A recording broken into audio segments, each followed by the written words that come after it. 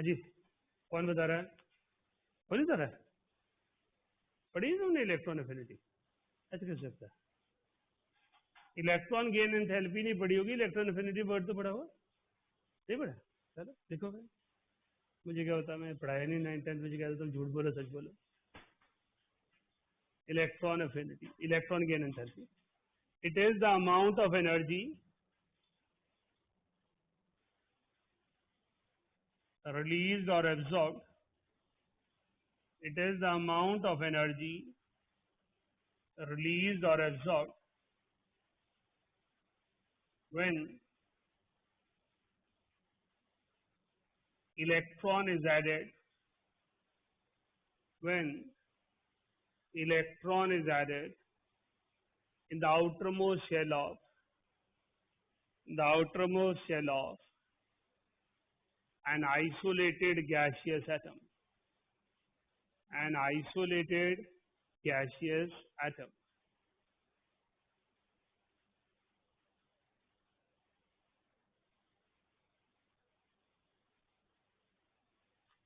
Which means it is the energy responsible, it is the energy involved during formation of, it is the energy involved during formation of an ion.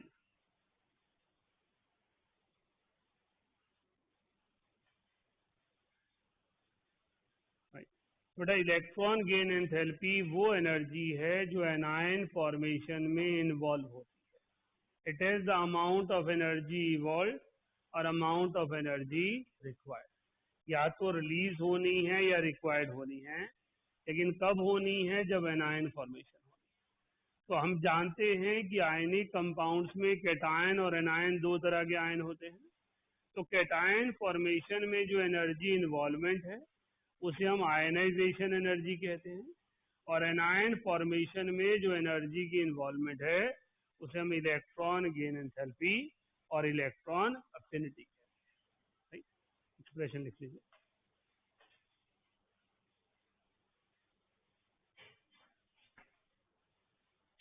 कौन बनाते हैं anions? Metal और non metal?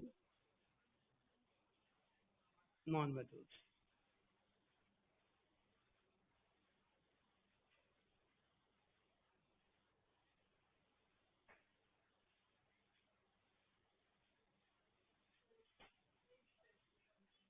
ये कह रहा है कि ए atom में इलेक्ट्रॉन ऐड हुआ, उससे एनायन बन गया. जी रिप्रेजेंट गैसियस स्टेट. हमने कहा आइसोलेटेड गैसियस एटम में इलेक्ट्रॉन की एडिशन की, एनायन की फॉर्मेशन हुई. तो जो भी एनर्जी इन्वॉल्व होती है किसी भी रिएक्शन में उसको डेल्टा एच लिखते हैं. तो यहाँ पर जो भी एनर्जी होगी उसे हम इलेक्ट्रॉन गेन एंथैल्पी. राइट, लिखिए. Anion formation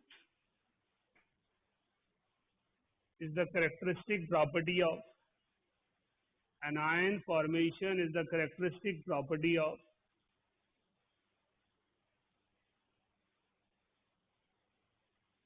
non-metals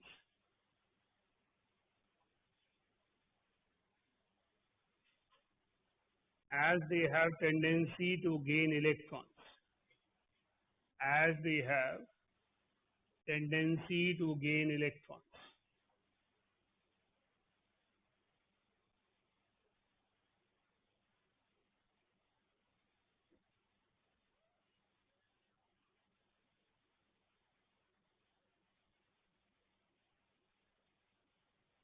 Electron gain enthalpy for reactive non-metals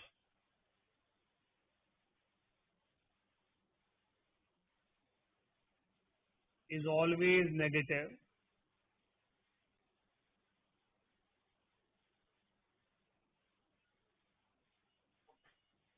as energy is released, as energy is released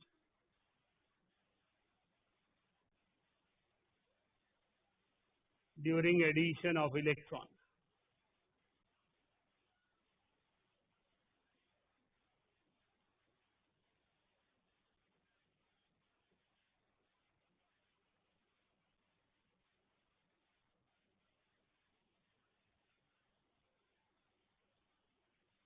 बेटा हमारे पास जितने नॉन मेटल्स हैं सबके पास एक नेचुरल टेंडेंसी है इलेक्ट्रॉन को गेन करने की। उनके पास न्यूक्लियर फोर्स ऑफ अट्रैक्शन है जिसके कारण वो इलेक्ट्रॉन को गेन करते हैं।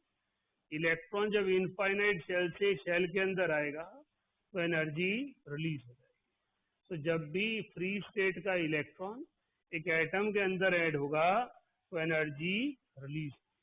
So electron gain enthalpy for all non-metals which are responsible for formation of an ion is always negative.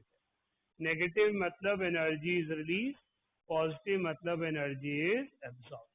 Energy add हो रही है तो डेल्टा एच पॉजिटिव हो जाता है, एनर्जी रिलीज हो रही है तो डेल्टा एच नेगेटिव हो जाता है। So electron gain enthalpy is the phenomena associated with formation of an ionization energy is the energy involved with the phenomena of formation of cation.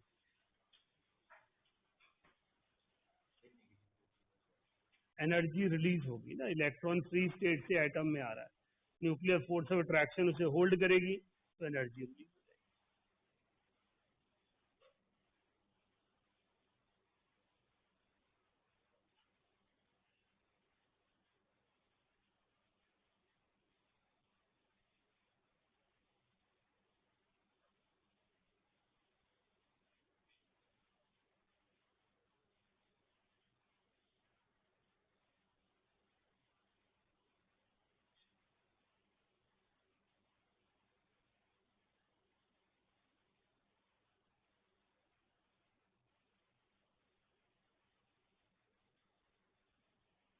तीन तो इसलिए लिख दिया कि आदत पड़ जाए नायन बनाने।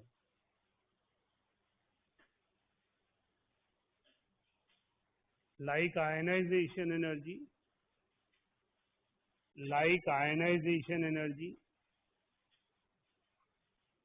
comma successive electron gain enthalpy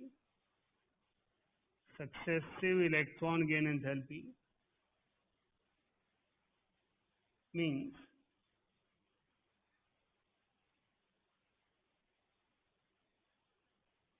energy involved during addition of successive electrons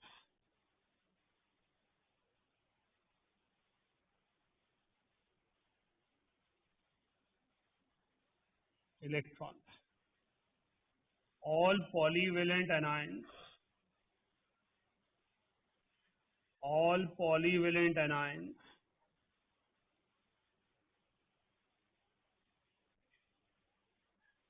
have successive electron gain enthalpy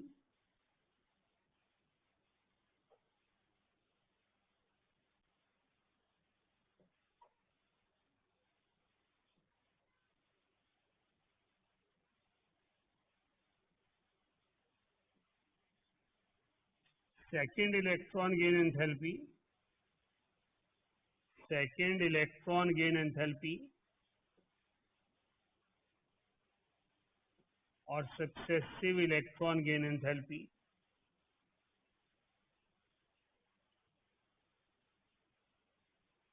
is always positive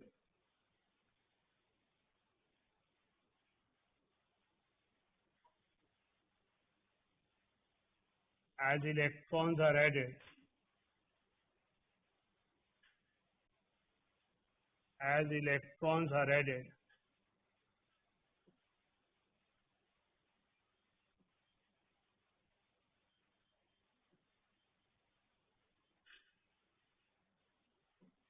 in the univalent ions or anions, as electrons are added on anions.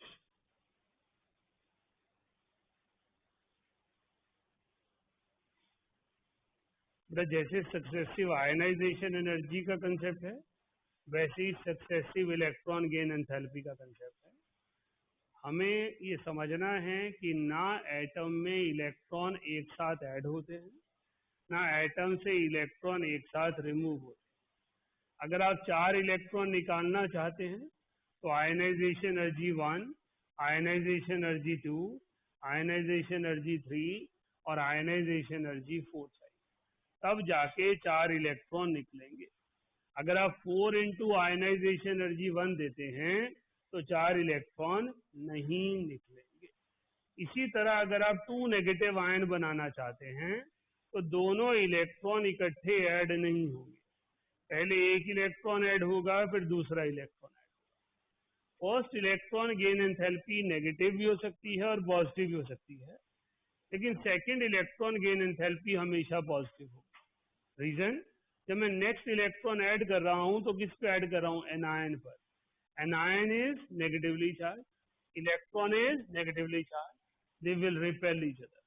जब कोई चीज एक दूसरे को repel कर रही होती है तो हमें एफर्ट लगाना पड़ता है उन्हें नजदीक लाने के लिए, इसका नाम हमें एनर्जी देनी पड़ेगी उन्हें नजदीक लाने के लिए। तो second, third, fourth electron gain enthalpies are always positive. तो first electron gain enthalpy negative और पॉजिटिव कुछ भी हो सकती है, लेकिन सेकेंड इलेक्ट्रॉन गेन एंथैल्पी हमेशा ही पॉजिटिव होगी। Right,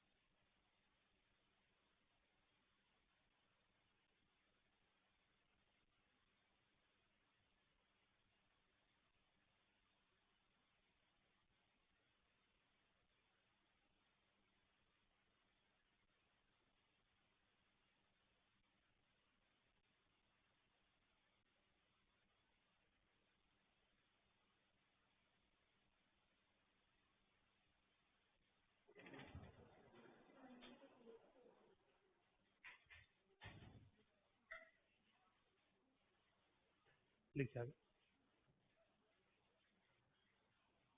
On moving left to right, on moving left to right in periodic table,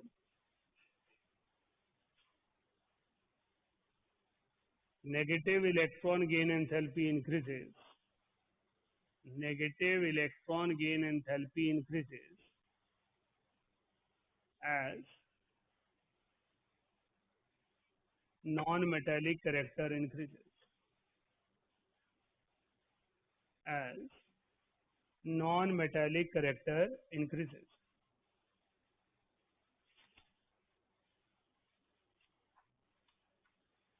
Halogens have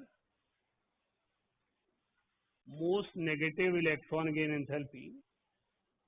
Halogens have most negative electron gain enthalpy as they require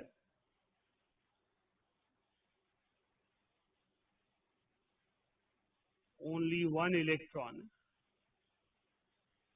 as they require only one electron for noble gas configuration.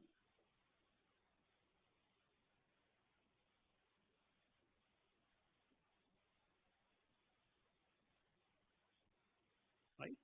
तो हमारे पास electron gain enthalpy limited concept है, ionisation energy एक generalise concept है। Electron gain enthalpy significant है कुछ चंद elements के लिए जो नॉन मेटेलिक हैं। आयनाइजेशन एनर्जी कॉमन फिनोमेना है क्योंकि बहुत सारे मेटल्स कैटायंस बनाते हैं, 1 पॉजिटिव 2 पॉजिटिव चार्ज बहुत ही कॉमनली एग्जिस्ट करता है। लेकिन जब भी कैटायन बनेगा तो आयनाइजेशन एनर्जी हमें समझनी है, और एनायन बनेगा तो इलेक्ट्रॉन गेन एंथैल्पी पता होनी चाहिए। अब हम सभी जानते हैं the most commonly existing anions belongs to halogen, fluoride, chloride, bromide, iodide. Why they commonly form anions? As they require only one electron to attain noble gas configuration. So in all the periods, the highest negative electron gain enthalpy belongs to, हम जब ionization energy पढ़ते हैं तो negative positive sign की बात नहीं कर रहे होते. यहाँ मैं हर बार negative electron gain enthalpy word use कर रहा हूँ. यहाँ फिर मैं नेगेटिव साइन लगा रहा हूँ. रीजन, मैथमेटिकली जहाँ नेगेटिव आता है वो नंबर छोटा हो जाता है, और जो माइनस में ज्यादा बड़ा होगा वो एक्चुअली ज्यादा छोटा होगा. लेकिन हम यहाँ पर नेगेटिव साइन एनर्जी रिलीज को लगा रहे हैं, और हम मैग्नीट्यूड को हायर और लोअर किया. जो एलिमेंट जितनी ज्यादा स्टेबिलिटी शो करेगा, जो एलिमेंट जितनी टेंडेंसी रखेगा इलेक्ट्रॉन ऐड करने की, वो उतनी ज्यादा एनर्जी रिलीज करेगा. जितनी ज्यादा रिलीज करेगा वो मोस्ट नेगेटिव की तरफ जाएगा. Mathematically most negative mean smaller. So in order to take the magnitude only, we use the term negative electron gain enthalpy. तो negative electron gain enthalpy बोलते हैं तो सिर्फ magnitude रह जाता है, negative sign गायब हो जाता है. हम कह पाते हैं कि जो जितनी ज्यादा इलेक्ट्रॉन लेने की टेंडेंसी रखता है, उसकी नेगेटिव इलेक्ट्रॉन गेन एंथैल्पी उतनी ज्यादा हो. क्लियर है? हम सभी जानते हैं एनायन की फॉर्म में पूरे पीरियोडिक टेबल में दो ही ग्रुप जाने जाते हैं, ऑक्सीजन फैमिली और halogen. They are the only species which mainly form anion. तो certain extent nitrogen phosphorus can form, but mainly जो एनायनिक फॉर्म में एग्जिस्ट करते हैं वो ऑक्सीजन फैमिली है या हेलोजन है. तो इलेक्ट्रॉन गेन एंथैल्पी कंसेप्ट जिनके लिए यूजफुल है वो हेलोजन और ऑक्सीजन फैमिली. लेकिन ऑक्सीजन फैमिली को दो इलेक्ट्रॉन चाहिए. पहले इलेक्ट्रॉन के लिए इलेक्ट्रॉन गेन एंथैल्पी नेगेटिव है और दूसरे के लिए पॉजिटिव है, तो फेवरेबल नहीं है. लेकिन हेलोजन के लिए एक ही इलेक्ट्रॉन चाहिए और वो हाईएस्ट एनर्जी रिलीज कर. क्लियर हो गया? देखिए आगे.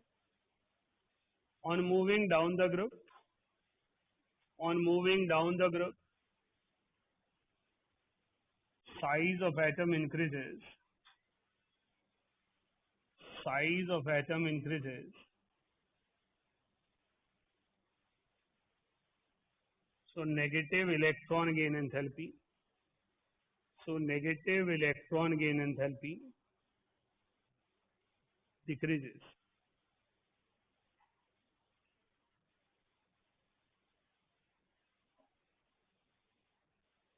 Chlorine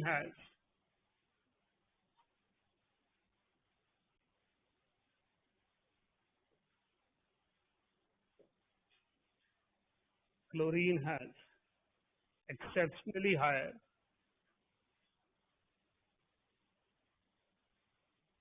electron gain enthalpy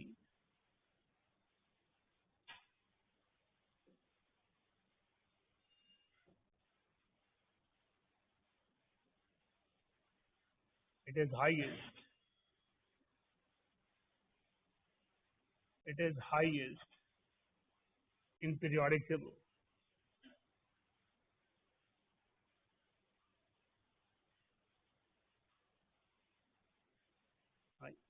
थोड़ा इलेक्ट्रॉन गेन एंथैल्पी जो है नेगेटिव का मतलब यहाँ का नेगेटिव साइन हमने यहाँ लगा दिया. -349 was the energy of fluorine, -328 fluorine, 325 bromine and 295 iodine. Fluorine को बाहर निकाल दें तो एक रेगुलर ऑर्डर है क्लोरीन ब्रोमीन आयोडीन. क्योंकि साइज इंक्रीज हो रहा है तो इलेक्ट्रॉन को ऐड करना मुश्किल होगा, एनर्जी कम रिलीज होगी, न्यूक्लियर फोर्स ऑफ अट्रैक्शन कम हो जाएगी. सो क्लोरीन से iodine negative electron gain enthalpy का रेगुलर ऑर्डर है. Negative electron gain enthalpy chlorine की फ्लोरीन से हायर है. हम लिखते हैं कि क्लोरीन की एक्सेप्शनली हायर है, but actual exceptional behaviour fluorine का है, क्लोरीन का नहीं. फ्लोरीन की कुछ ऐसी प्रॉपर्टी है कि उसके कारण उसकी negative electron gain enthalpy chlorine से कम हो जाती है. देखिए fluorine belongs to second period of periodic table. Fluorine belongs to second period of periodic table,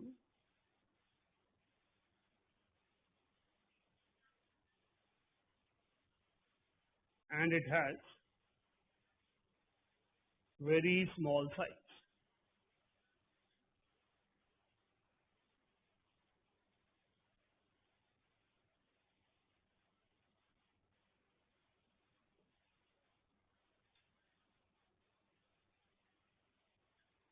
So it has stronger interelectronic repulsions, stronger interelectronic repulsions,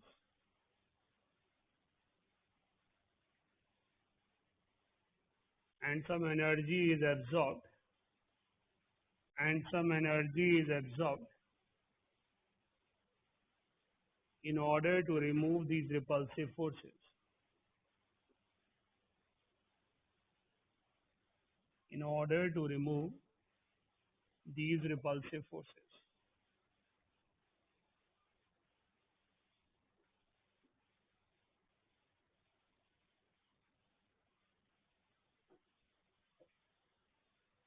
थोड़ा हमारे पास फ्लोरीन का size बहुत छोटा है. पूरे पीरियोडिक टेबल में सेकंड पीरियड ऑफ के सभी एलिमेंट छोटे साइज के जाने जाते हैं. जब एक छोटे साइज का एटम होगा तो वो कॉम्पैक्ट होगा. वैलेंस शेल में 7 इलेक्ट्रॉन हैं, वो 7 इलेक्ट्रॉन एक दूसरे को स्ट्रांगली रिपेल करेंगे. जो बाहर से आने वाला इलेक्ट्रॉन है उसे रिपल्शन और स्ट्रॉन्गर होगी. एज अ रिजल्ट इलेक्ट्रॉन की एडिशन डिफिकल्ट हो जाएगी. मीनिंग क्या है? जब इलेक्ट्रॉन फ्लोरीन में ऐड हो रहा था तो कुछ खर्चा हो रहा था फ्लोरीन का उस इलेक्ट्रॉन को एक्सेप्ट करने के लिए, in order to minimize inter electronic repulsion. जब इलेक्ट्रॉन ऐड हो गया तो उसने energy release.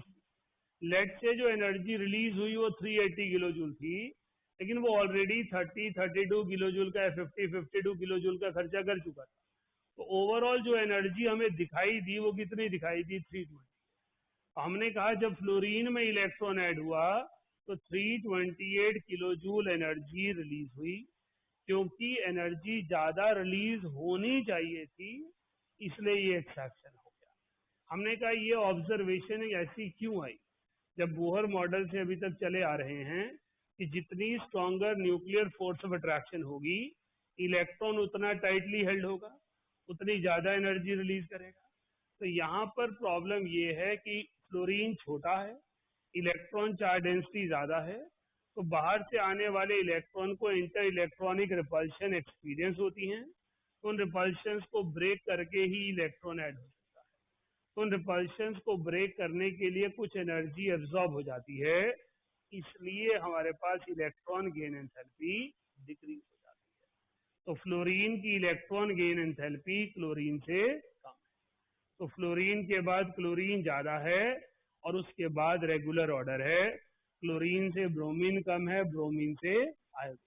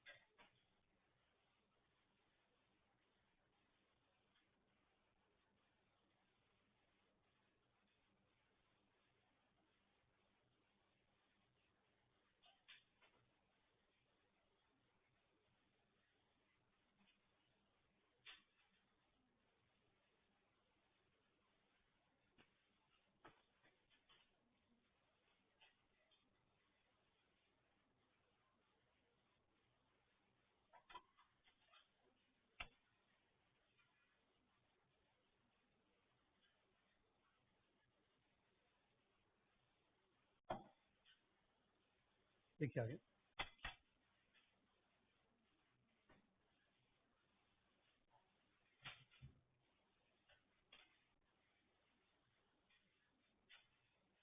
Electron gain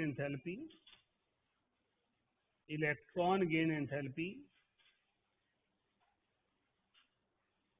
among chalcogens,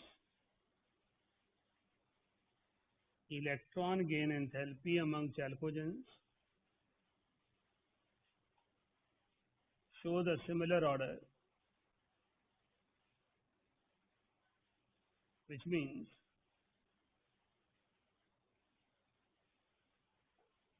oxygen has exceptionally lower value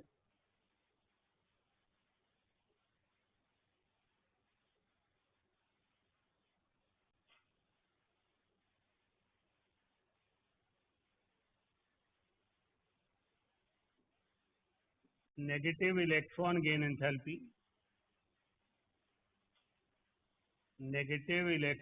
enthalpy,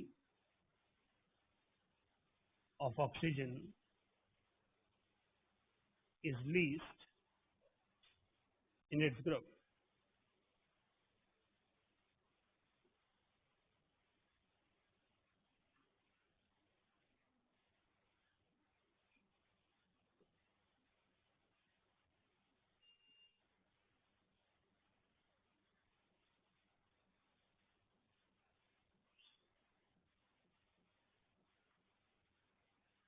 तो हमारे पास ऑक्सीजन में और फ्लोरीन में क्या डिफरेंस आया?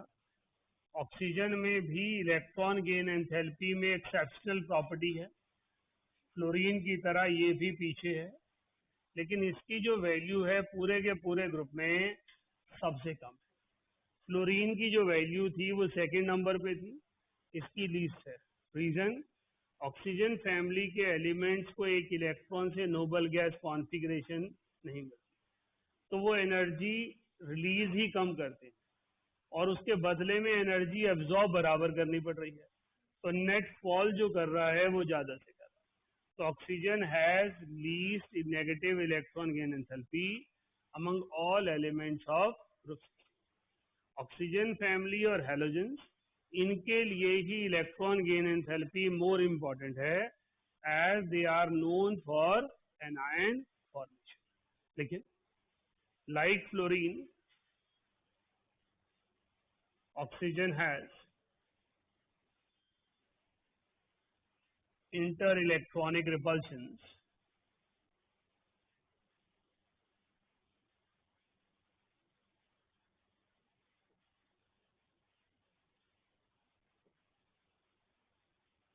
but the elements of group 16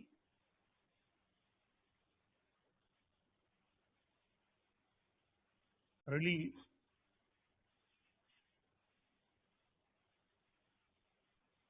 lesser amount of energy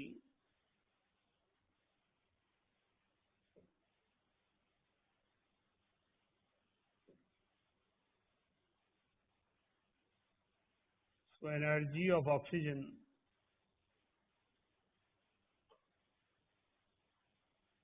is very small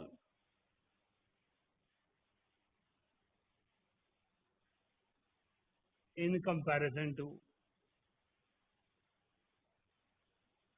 other elements of its group.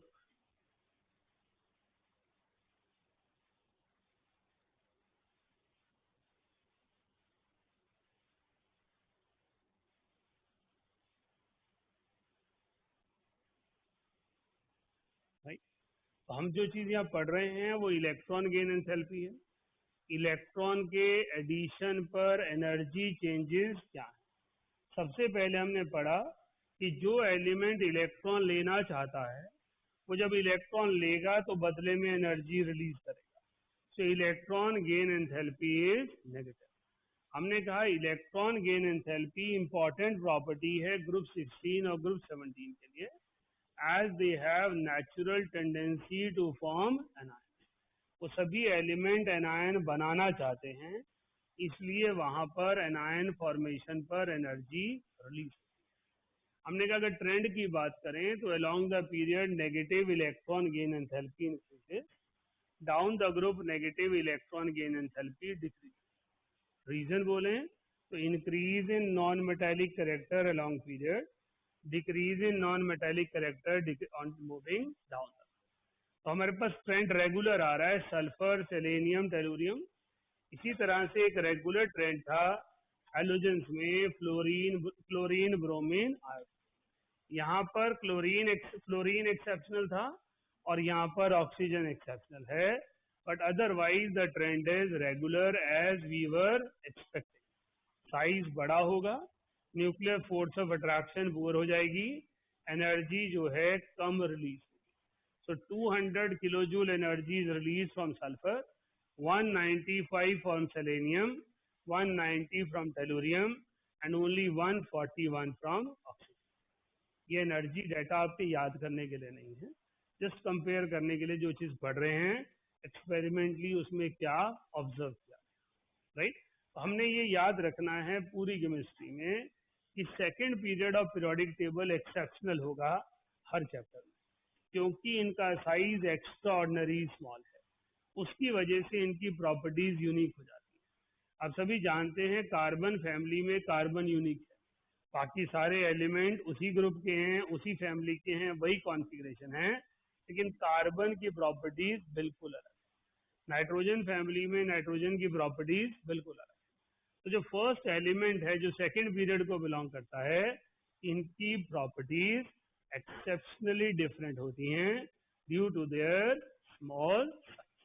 यहाँ पर अगर एक्सप्लेनेशन कोई पूछे तो due to small size there is stronger inter electronic repulsion and some energy is consumed in order to remove these repulsions. Assignment करके आए हैं आप लोग? नहीं बोली थी? हैं? बोली थी? चलो कराना भाई। आदित्य कहते नहीं बोली थी।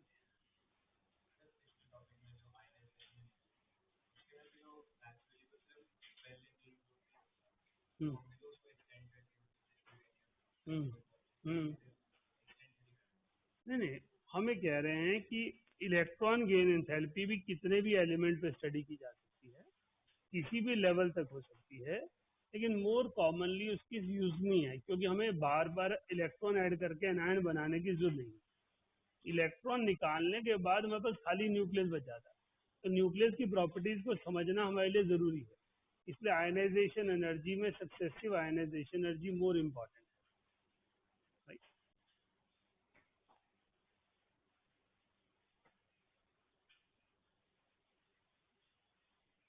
क्या है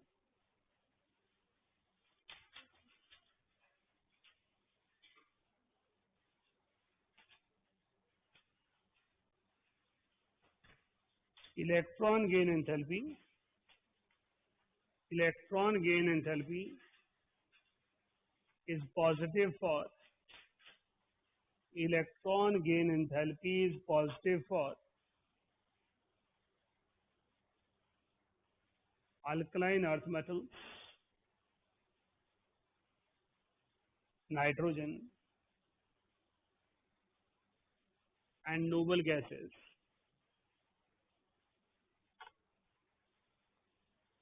due to their stable configurations.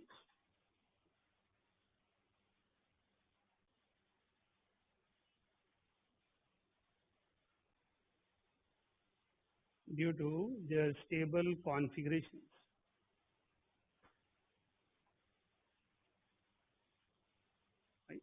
तो हमारे पास जिन एलिमेंट के पास इलेक्ट्रॉन लेने की टेंडेंसी नहीं है, वो इलेक्ट्रॉन लेने के बाद अनस्टेबल हो जाए। तो अगर हम बात करें बेरिलियम की, हम बेरिलियम को एक इलेक्ट्रॉन ऐड करना चाह रहे हैं, बेरिलियम रेजिस्ट करेगा क्योंकि वो ऑलरेडी स्टेबल कॉन्फ़िगरेशन में, सो electron gain enthalpy will be positive. इसी तरह से अगर हम इलेक्ट्रॉन ऐड करना चाह रहे हैं नाइट्रोजन में, नाइट्रोजन एक नॉन मेटल है लेकिन हाफ फील्ड स्टेबल है, तो स्टेबिलिटी उसकी डिस्टर्ब हो रही है, तो उसकी इलेक्ट्रॉन गेन एंथैल्पी फिर पॉजिटिव। सिमिलरली हम किसी भी नोबल गैस की बात कर लें, हीलियम, नियॉन, आर्गन, क्रिप्टॉन, सभी में इलेक्ट्रॉन ऐड करने पर वो अनस्टेबल हो जाएंगे, इसलिए वो इलेक्ट्रॉन लेना नहीं चाहिए। तो हमारे पास electron gain enthalpy is positive as these elements resist addition of electrons. Why they resist? Because they are already stable. So stable element unstable क्यों होना चाहिए? So in order to repel electron, इन्होंने एनर्जी डिमांड कर। जिस भी atom में stability है और आप इलेक्ट्रॉन एडिशन कोशिश करेंगे, वो एनर्जी डिमांड करेगा, क्योंकि उसकी स्टेबिलिटी डिस्टर्ब हो रही है। तो एनर्जी इज ऑलवेज रिक्वायर्ड। हमारे पास first electron gain enthalpy negative है, उनके लिए जो इलेक्ट्रॉन लेना चाहते हैं, पॉजिटिव है उनके लिए जो इलेक्ट्रॉन नहीं लेना।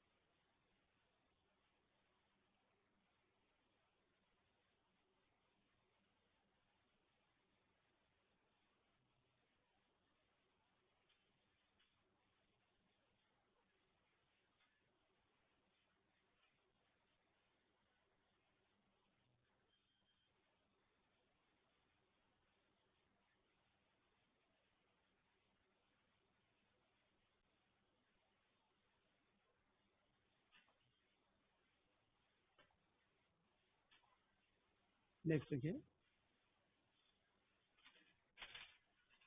alkali metals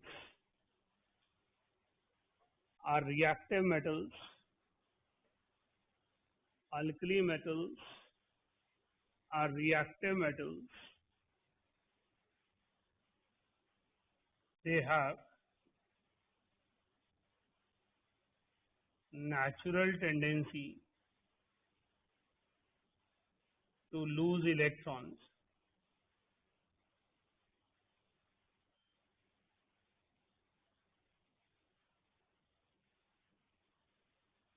yet their electron gain enthalpy is negative. Yet their electron gain enthalpy is negative,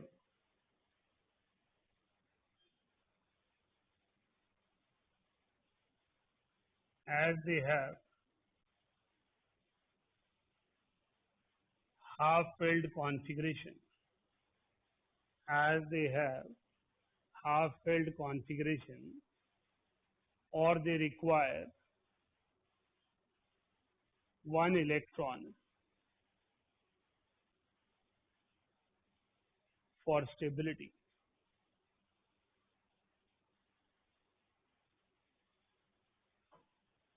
So alkali metals में हम एनायन नहीं बनाते, लेकिन इलेक्ट्रॉन गेन एंथैल्पी का ट्रेंड बोलता है कि ये इलेक्ट्रॉन ले सकते हैं। वैलेंस शेल कॉन्फ़िगरेशन है लिथियम में 2s1, अगर एक इलेक्ट्रॉन मिल जाएगा तो क्या बन जाएगा 2s2, that means fully filled stability is expired. Sodium का आउटर मोस्ट शेल है 3s1, ये बन गया 3s2। तो अल्कली मेटल्स जो कि जाने ही कैटायनिक फॉर्म में जाते हैं, लेकिन उनमें एनायन बनाना अल्कलाइन अर्थ मेटल के मुकाबले आसान है, क्योंकि वो स्टेबल होना चाहते हैं after addition of one electron, इसलिए उनकी electron gain enthalpy negative. So negative electron gain enthalpy means the amount of energy is release when electron is added. तो 1 मोल लिथियम में अगर आप 1 मोल इलेक्ट्रॉन ऐड करोगे तो 60 किलो जूल एनर्जी रिलीज हो। 1 मोल sodium में 1 मोल इलेक्ट्रॉन ऐड करोगे तो 53 किलो जूल एनर्जी। समझ गए आपको? तो हमें यहाँ पर जो चीज समझनी है वो क्या है, हमने पहले इलेक्ट्रॉन गेन एंथैल्पी के कंसेप्ट को समझना है। इलेक्ट्रॉन गेन एंथैल्पी कहता है कि ये वो एनर्जी है जो एनायन फॉर्मेशन में इन्वॉल्व होगी. It can be evolve, it can be absorb. हमने कहा एनायन फॉर्मेशन फीचर किसका है? नॉन मेटल्स का है. Chlorine, bromine, iodine, fluorine. तो ये सभी इलेक्ट्रॉन जब ऐड होगा इनमें एनर्जी रिलीज करेंगे. हमने कहा ऑक्सीजन के पास 2 इलेक्ट्रॉन लेने की टेंडेंसी है, तो दोनों एक स्टेप में नहीं ले सकता. पहले वो एक इलेक्ट्रॉन गेन करेगा, फिर दूसरा गेन करेगा. जब दूसरा इलेक्ट्रॉन गेन होगा तो उसे सेकेंड इलेक्ट्रॉन गेन एंथैल्पी कहेंगे, और ये पॉजिटिव होगी क्योंकि नेगेटिव नेगेटिव रिपेल. हमने कहा अगर electron gain enthalpy mainly study होनी है तो हेलोजन और चैल्कोजेंस के लिए होनी है, क्योंकि यही एनायन की फॉर्म में जाने जाते हैं. ओवरऑल एनर्जी जो यहाँ रिलीज होती है उसमें फ्लोरीन एक्सेप्शनली लोअर है और यहाँ ऑक्सीजन एक्सेप्शनली लोअर है, क्योंकि दोनों का साइज छोटा है और इंटर इलेक्ट्रॉनिक रिपल्शन को कम करने के लिए कुछ एनर्जी एब्जॉर्ब. यहाँ तक हमारा मेन फोकस है इलेक्ट्रॉन गेन एंथैल्पी पर. होती क्या है, जरूरत क्या है, ट्रेंड क्या है. अब कंपटीशन पॉइंट ऑफ व्यू से, क्योंकि बहुत सारी और चीजें आ जाती हैं, वो जनरलाइज कंसेप्ट पर चले जाते हैं. तो जनरलाइज कंसेप्ट कहता है कि इलेक्ट्रॉन गेन एंथैल्पी उनकी भी तो स्टडी कर सकते हो जो इलेक्ट्रॉन लेना नहीं चाहते. जबरदस्ती दे दो. नहीं ले रहे हैं तो जबरदस्ती दे ही सकते हैं, निकाल भी तो रहे थे जबरदस्ती. आयनाइजेशन एनर्जी में जबरदस्ती निकाल रहे थे, इनको जबरदस्ती दे दो. अब जब जबरदस्ती इन्हें इलेक्ट्रॉन देना पड़ेगा तो ये एनर्जी रिलीज थोड़ी ना करेंगे, क्योंकि वो तो टेंडेंसी इनकी है ही नहीं. so energy will be required. So electron gain enthalpy will be positive for those elements which have stable configuration. हमने कहा है जो अपने अल्कली मेटल्स हैं वो रिएक्टिव मेटल हैं, तो उनके पास कोई टेंडेंसी नहीं होनी चाहिए कि वो इलेक्ट्रॉन ले, लेकिन फिर भी उनके पास इलेक्ट्रॉन लेने की टेंडेंसी है और एक इलेक्ट्रॉन गेन करने के बाद वो एनर्जी रिलीज करते हैं. इसका मीनिंग क्या है? इसका मीनिंग है कि ये सभी एलिमेंट एक इलेक्ट्रॉन लेकर स्टेबल होना चाहते हैं, क्योंकि एक इलेक्ट्रॉन लेकर इन्हें स्टेबिलिटी मिलती है, इसलिए ये एनर्जी रिलीज करते हैं. अच्छा,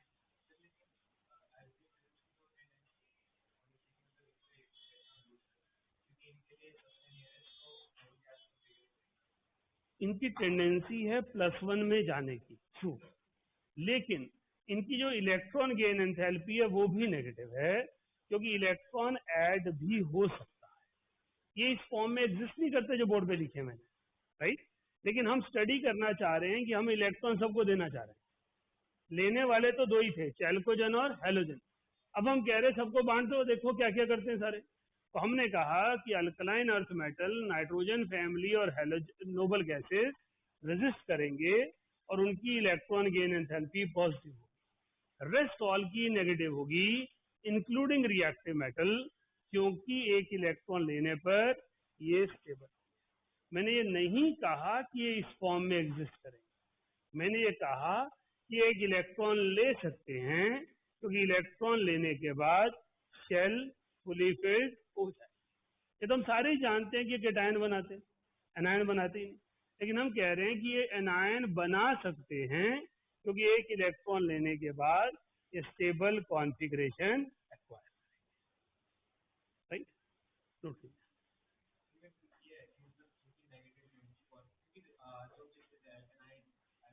अर्थ मेटल्स, बिल्कुल ठीक है. Half filled sort of stable है, लेकिन एक इलेक्ट्रॉन दूर है, ये हाफ फिल्ड नहीं है खाली. ये आपके सिर्फ एक इलेक्ट्रॉन दूर है फुली फिल्ड के. तो एक तरह का हेलोजन वाला बिहेवियर आ गया. एक इलेक्ट्रॉन लेते ही ये फुली फिल्ड हो जाएंगे.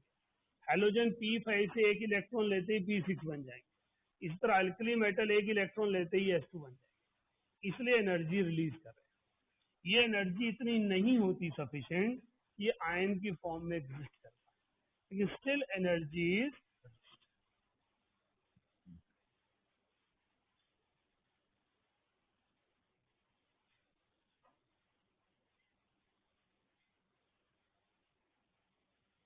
इस टॉपिक को पढ़ाने का मतलब ऐसा बिल्कुल नहीं है कि आप में से कोई सोच ले कि अल्कली मेटल एनायन बनाते हैं? नहीं बनाते ना।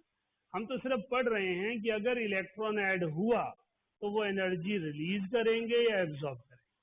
हम सिर्फ electron gain enthalpy as concept पढ़ रहे हैं, क्योंकि बॉन्डिंग पर्पस बॉन्डिंग चैप्टर में होगा। यहाँ तो हम सिर्फ एक ट्रेंड पढ़ रहे हैं, एक कंसेप्ट पढ़ रहे हैं कि इलेक्ट्रॉन गेन एंथैल्पी क्या होती है, आयनाइजेशन एनर्जी क्या होती है। Like ionization energy, electron gain enthalpy भी अलग अलग एलिमेंट में स्टडी हो सकती है। हमें ये देखना है कि हमें इलेक्ट्रॉन गेन एंथैल्पी किसमें स्टडी करना है। हम कह रहे हैं इलेक्ट्रॉन गेन एंथैल्पी जिनके काम की चीज है वो ग्रुप 16 और 17 है, लेकिन उसके अलावा बहुत सारे एलिमेंट की इलेक्ट्रॉन गेन एंथैल्पी नेगेटिव होती है, क्योंकि वो इलेक्ट्रॉन अकोमोडेट कर सकते हैं। जिनके पास p3 कॉन्फ़िगरेशन है, s2 कॉन्फ़िगरेशन है या नोबल गैस कॉन्फ़िगरेशन है, वो रेजिस्ट करेंगे और एनायन बनाना नहीं चाहेंगे। राइट, लिखिए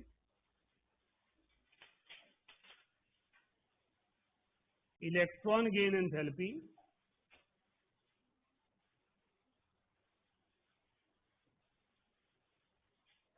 is opposite to ionization energy.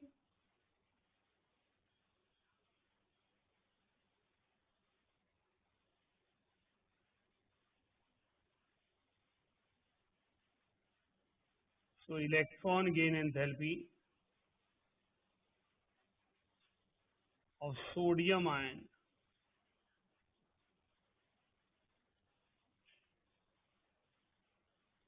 is equal and opposite to ionization energy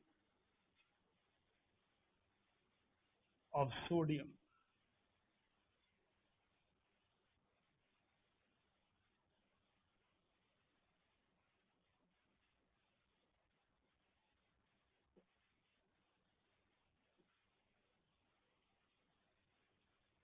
तो अगर सोडियम कैटायन में कन्वर्ट हो रहा है बाय लॉस ऑफ इलेक्ट्रॉन और उसकी आयनाइजेशन डिमांड है 5.13।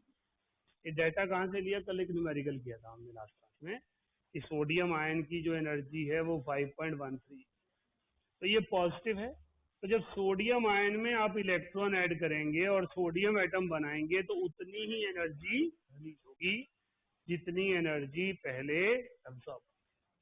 लेकिन इसे आयनाइजेशन, इसे इलेक्ट्रॉन गेन एंथैल्पी कहते हैं। इसी तरह क्लोरीन में एक इलेक्ट्रॉन ऐड हुआ, क्लोराइड आयन बन गया, इसकी इलेक्ट्रॉन गेन एंथैल्पी हो गई -349 किलो जूल। तो अगर आप क्लोराइड आयन में से एक इलेक्ट्रॉन निकाल देंगे तो उसकी आयनाइजेशन एनर्जी हो जाएगी +349।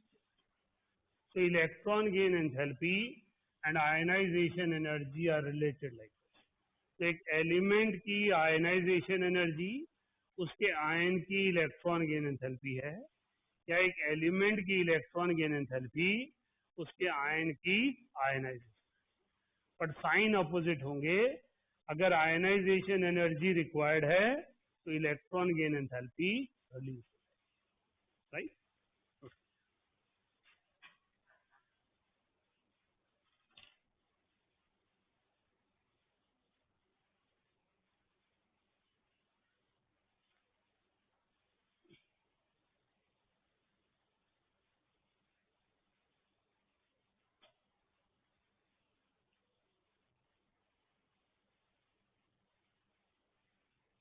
सोडियम क्लोराइड मॉलिक्यूल कैसे बनता है?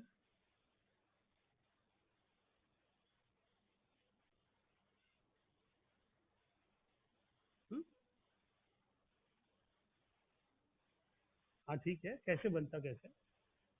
सोडियम एक इलेक्ट्रॉन देता है और क्लोरीन एक इलेक्ट्रॉन लेता है। तो जब मैं सोडियम क्लोराइड लाऊंगा तो पहला प्रोसेस ये लगाऊंगा, राइट, और जो ये इलेक्ट्रॉन होगा वो यहाँ आ जाएगा, और दूसरा प्रोसेस में ये लगाऊंगा। जब मैं सोडियम क्लोराइड अगले चैप्टर में पढ़ाऊंगा तो सबसे पहला काम क्या होगा? Sodium will lose electron and this much ionization energy is required, and then this electron moves to chlorine and this energy. So it is a development ना, तो हम periodic से लेंगे और bonding पर लगाएंगे, right? तो हम यहाँ पर समझ रहे हैं कि जब एक एटम आयन में कन्वर्ट होता है तो वहां पर क्या चेंज होता है. अगर कैटायन बनाएगा तो आयनाइजेशन एनर्जी और एनायन बनाएगा तो electron gain.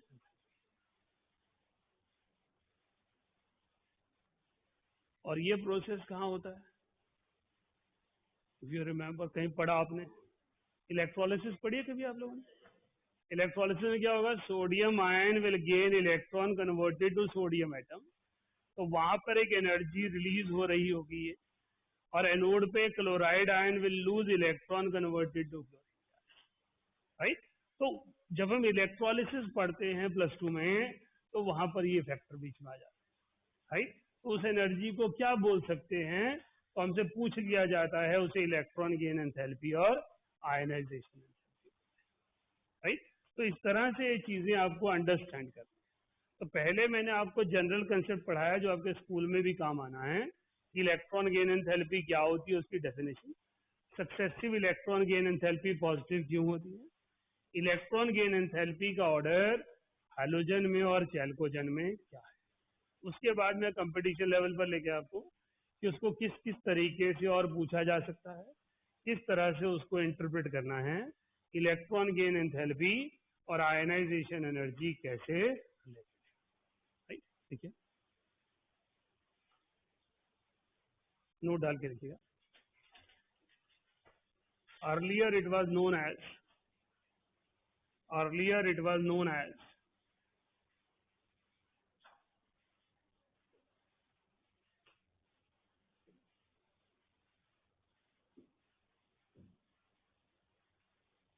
electron affinity,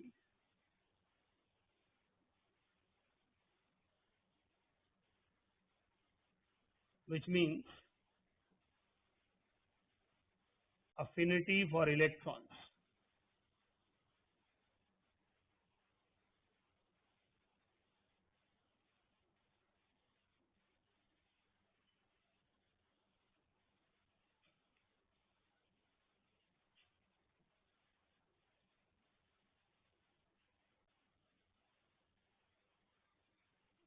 It is positive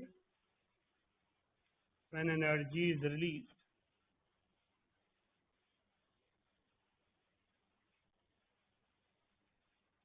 which is opposite to standard sign conventions.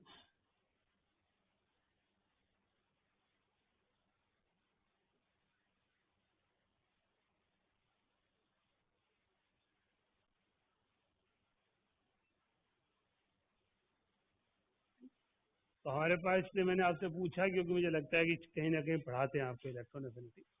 तो इलेक्ट्रॉन एफिनिटी जो है वो जूनियर क्लासेस में मेनली पढ़ाया जाता है. पहले पढ़ाते ही इलेक्ट्रॉन एफिनिटी थे, शायद अब हट गया होगा. तो इलेक्ट्रॉन एफिनिटी होता है इंग्लिश की language term, pro and anti. Electron की एफिनिटी है तो एनर्जी रिलीज होगी, और तो उसको फेवरेबल कंडीशन पॉजिटिव कहते हैं. और अगर इलेक्ट्रॉन के लिए एफिनिटी नहीं है तो जीरो हो जाएगी.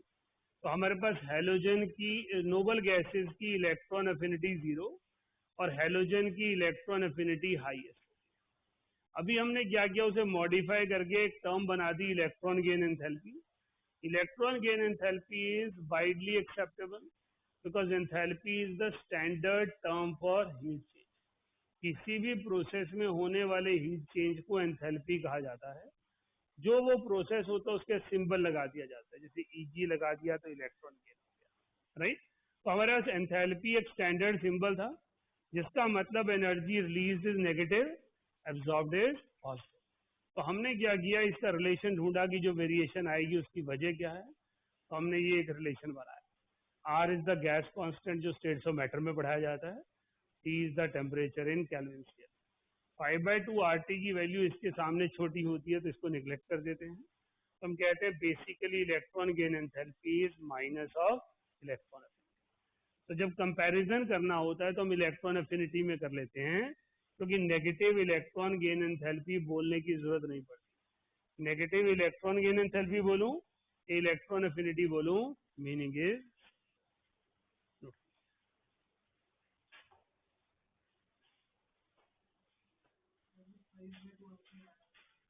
हाँ जी, वो तो ऑब्जर्वेशन से आया, तो डेटा ऑब्जर्वेशन आया वहां से लिया, मतलब हाँ जी बेटा, आपके इलेक्ट्रॉन एफिनिटी जो था वो सिंपल एक कंसेप्ट था कि एनर्जी कितनी रिलीज होनी चाहिए। अब एनर्जी को हम एंथैल्पी की फॉर्म में जानते हैं, तो एंथैल्पी में क्या डिफरेंस आता है उसकी वजह से पैरामीटर चेंज।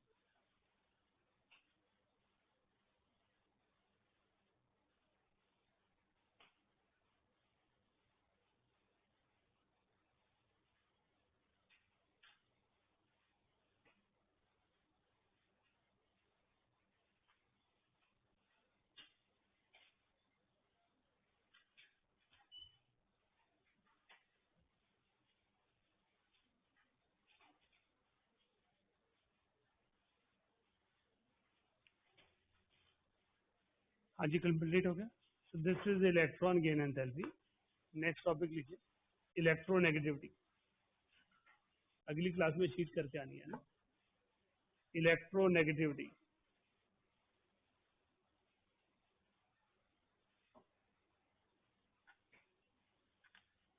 हाँ जी, any idea about electronegativity? No? हाँ जी, वो तो इलेक्ट्रॉन गेन एंथैल्पी थी। वेरी गुड, लिखिए, it is defined as the tendency to attract, it is defined as the tendency to attract shared pair of electrons, shared pair of electrons towards itself.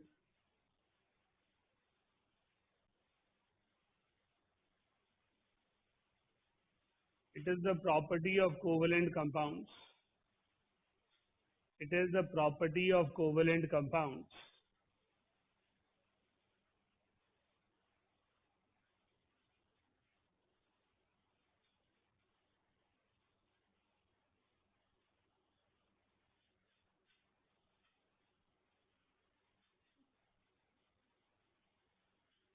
तो बेटा, electron gain enthalpy ionic compound की है, electron gain करने की capacity. Electron gain होगा तो energy release होगी।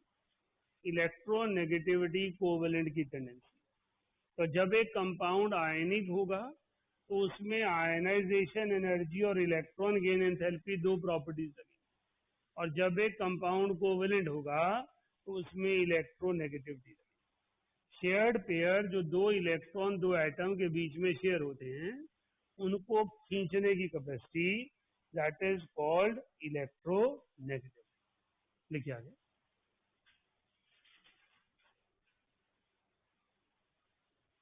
it increases along the period, it increases along the period and decreases down the group. It increases along the period and decreases down the group.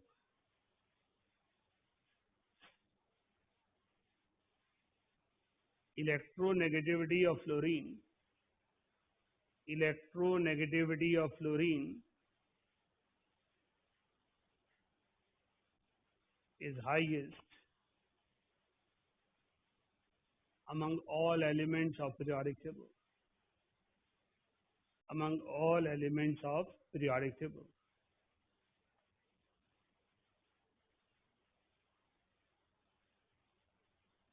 It is a unitless quantity. It is a unitless quantity.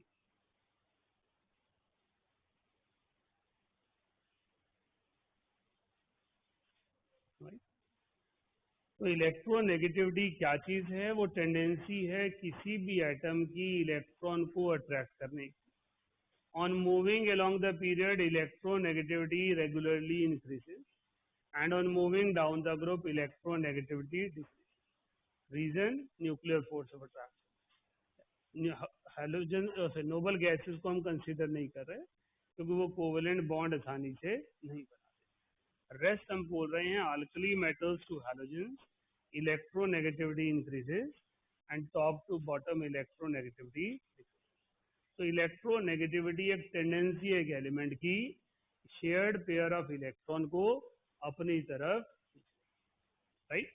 तो electronegativity और electron gain enthalpy ये दो concept ऐसे हैं जो बहुत सारे बच्चे उलझे रहते हैं, क्योंकि इलेक्ट्रॉन गेन एंथैल्पी में भी इलेक्ट्रॉन को लिया जा रहा है और इलेक्ट्रोनेगेटिविटी में भी लिया जा रहा है, लेकिन इलेक्ट्रॉन गेन एंथैल्पी है, एनर्जी है, और इलेक्ट्रोनेगेटिविटी टेंडेंसी है। एक जगह टेंडेंसी है और एक जगह एनर्जी है। एक कोवेलेंट कंपाउंड का फीचर है, एक आयनिक कंपाउंड का फीचर है। एक में एनायन फॉर्मेशन है, एक में शेयर्ड पेयर को अट्रैक्ट करना है। क्लियर है? देखिए आगे, इलेक्ट्रोनेगेटिविटी इज कैलकुलेटेड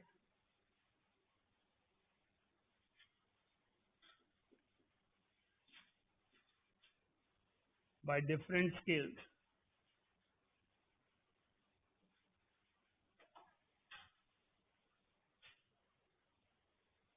First लिखिए Mulliken scale.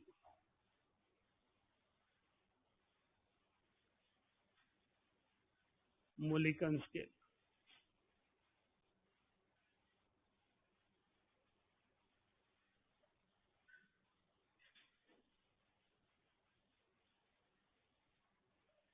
According to it,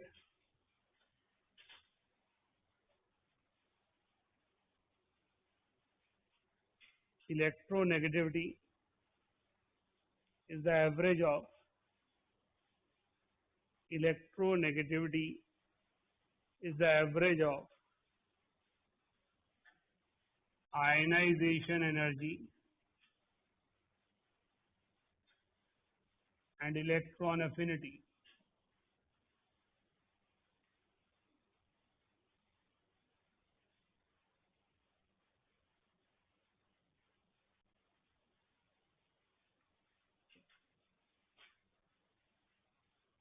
तो मुलिकन स्केल कहता है कि electronegativity ionization energy plus electron affinity by 2 है। जब आयनाइजेशन एनर्जी और इलेक्ट्रॉन अफिनिटी इलेक्ट्रॉन वोल्ट में एक्सप्रेस, मुलिकन ने कहा कि क्योंकि ये टेंडेंसी कोवेलेंट कंपाउंड की है, तो ना तो उसने कैटायन बनाना है ना एनायन बनाना है, दोनों के बीच में रहना है।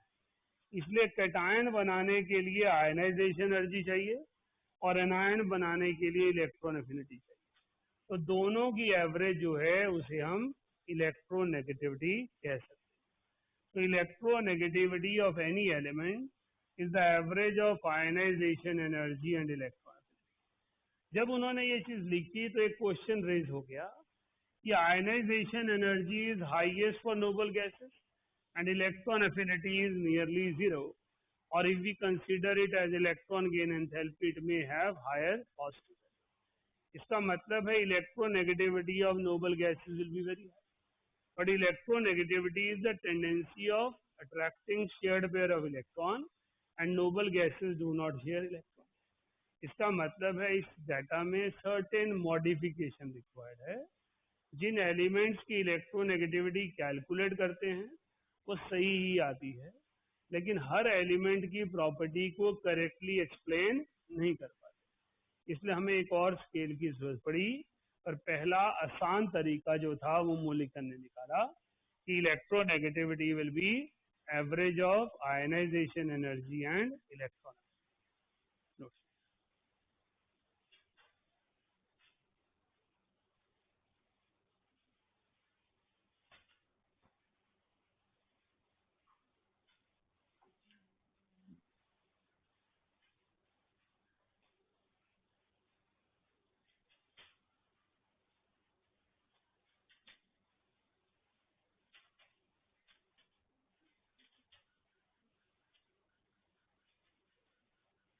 देखिए आगे, Pauling scale is preferred over Pauling scale is preferred over Mulliken scale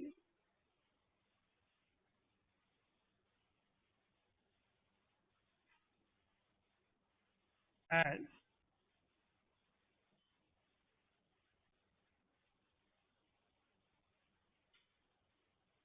it was based on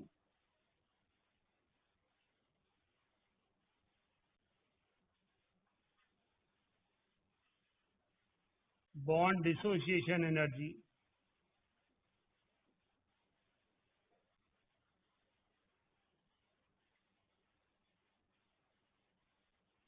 which is actually affected by which is actually affected by electronegativity.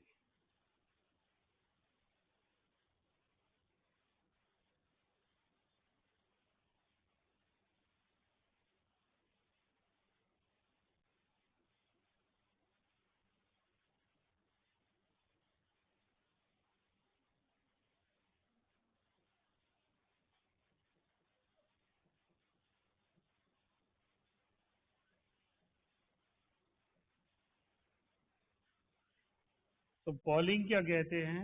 ये electronegative difference between two atoms A and B. Obviously ये positive function रखना है तो higher वाला ए, lower वाला B. कोई ऐसा fast and rule नहीं है कि आपने नॉन मेटल या मेटल या क्या रखना है. It can be any two atoms. So XA minus XB is 0.208 times of root of del, that is bond excess. अगर एक्सप्रेस किलो कैलोरी में है तो फर्स्ट फॉर्मूला, किलो जूल में है तो सेकंड फॉर्मूला. बॉन्ड एक्सेस है क्या चीज? बॉन्ड एक्सेस कहता है bond dissociation energy of A B bond minus geometric mean of A and C. तो अगर आप एच और एफ देख रहे हो, हाइड्रोजन और फ्लोरीन, तो ये bond dissociation energy hydrogen fluoride की है, ये बॉन्ड डिसोसिएशन एनर्जी H2 की है, और ये बॉन्ड डिसोसिएशन एनर्जी F2 की है. This is the way they are related. क्योंकि पॉलिंग स्केल कॉम्प्लिकेटेड है, इसमें बॉन्ड एनर्जी के डेटास चाहिए और उसकी कैलकुलेशन थोड़ी डिफिकल्ट होती है. तो एक और तरीका निकाला गया कि मोलिकन स्केल से कैलकुलेट करके पॉलिंग में कन्वर्ट कर ले. जब उसको कंपेयर किया तो एक फैक्टर आ गया 2. हमने कहा पॉलिंग स्केल की electronegativity that is Mulliken scale upon 2. तो हम पॉलिंग स्केल में लिख सकते हैं that is ionisation energy plus electron affinity divided by 5.6. Directly data मेरे पास कहाँ आ गया? पॉलिंग. जो इलेक्ट्रोनेगेटिविटी वैल्यूज बुक्स में दी होती हैं वो मेनली पॉलिंग स्केल में. Electronegativity of fluorine is highest among all elements and its value is 4. वो 4 कहाँ से आया है? पॉलिंग स्केल से आया है. तो 4 is the electronegativity of fluorine, 3.5 is the electronegativity of oxygen, 3 is the electronegativity of nitrogen. All are expressed in Pauling scale. So electronegativity is a tendency to attract electron और this tendency affect bond energy. Bond को तोड़ने में कितना effort लगना है वो बदल जाना है जब दोनों की अट्रैक्टिव फोर्स डिफरेंट हो.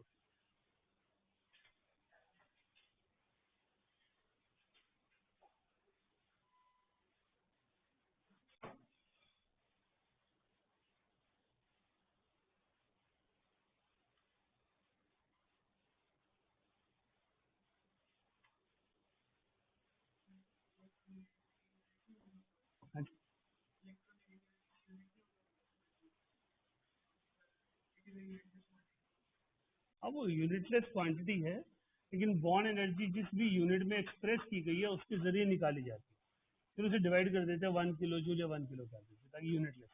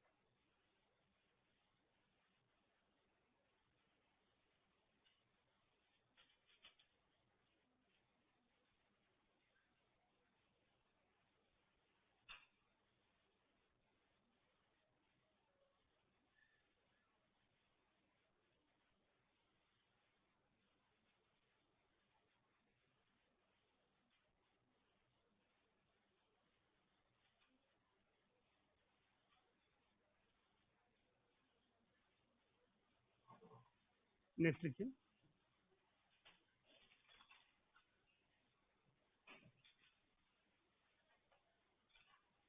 Electronegativity can also be calculated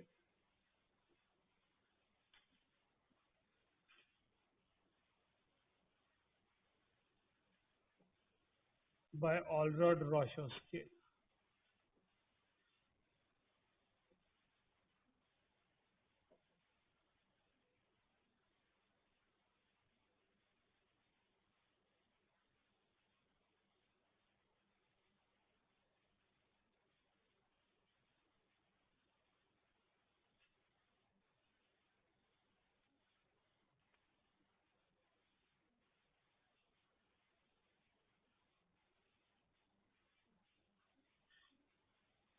It is applicable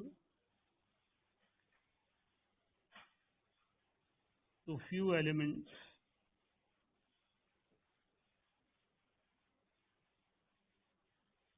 as it involves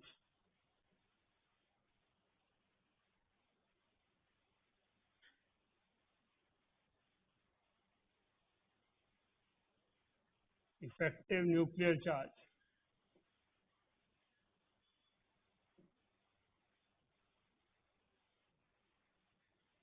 which is calculated by Slater's rule. By Slater's rule.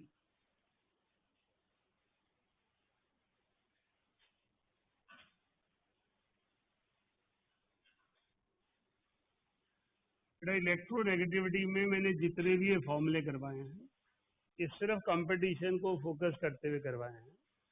बाकी किसी भी एग्जाम में वैसे आते नहीं है. मोलिकन स्केल ही सबसे ज्यादा आता है. हमारे काम का जो स्केल है वो यही है. ये अलग बात है मैंने फॉर्मूले लिखवाए हैं तो मैं तो न्यूमेरिकल पे भी दूंगा दो चार, राइट. बट अदरवाइज बेसिकली सिर्फ एक ओलंपियाड लेवल पर ही इसके क्वेश्चंस पूछे जाते हैं. ऑलरोड रोशो तो बहुत ही रेयर है. आप कोई बुक करें आपको आता हो इसलिए लिखवा दिया, नथिंग. क्योंकि जेड इफेक्टिव को निकालने के लिए स्लेटर रूल चाहिए और स्लेटर रूल मुश्किल से 10-15 एलिमेंट पे लगता है पूरे पीरियोडिक टेबल में. बाकी सारों पर अप्लाई ही नहीं होता. तो जेड इफेक्टिव बिना स्लेटर रूल के निकाला नहीं जा सकता. जेड इफेक्टिव क्या है? Z minus sigma. पढ़ा था ना आपने. इफेक्टिव न्यूक्लियर चार्ज है nuclear charge minus screening constant. Screening constant Slater rule से आना है. तो हमारे पास जेड इफेक्टिव निकालना जरूरी है अगर हमें ऑलरोड रॉशो स्केल. जितनी इलेक्ट्रोनेगेटिविटी बुक्स में किसी भी एलिमेंट की होती है गिवन वो पॉलिंग स्केल से ही होती है. लेकिन पॉलिंग स्केल को हम मोलिकन स्केल से ज्यादा आसानी से निकाल सकते हैं. Ionization energy plus electron affinity divided by 5.6. Rather Pauling के अपने तरीके से electron difference equals to 0.208 root of bond. Right. Note कीजिए formula.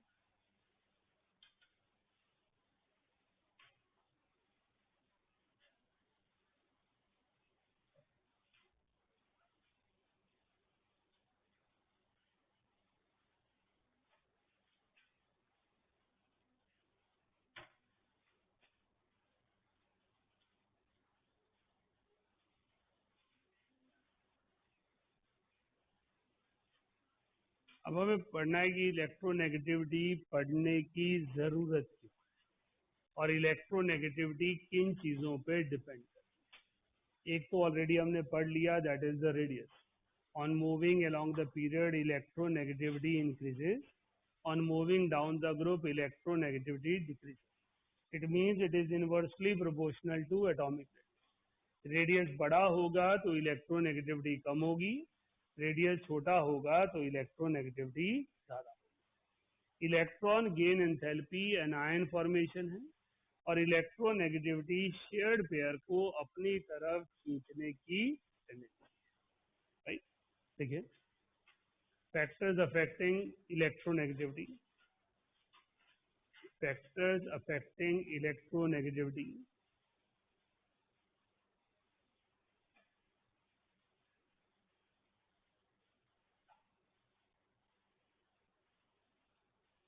Number 1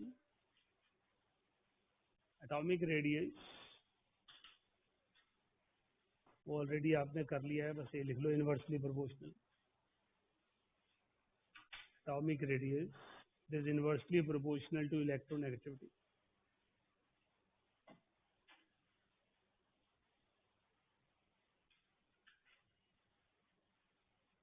Number 2,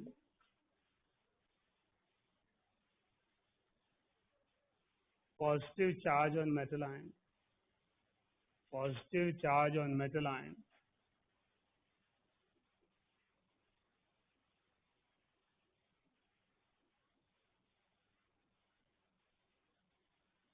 with increase in positive charge,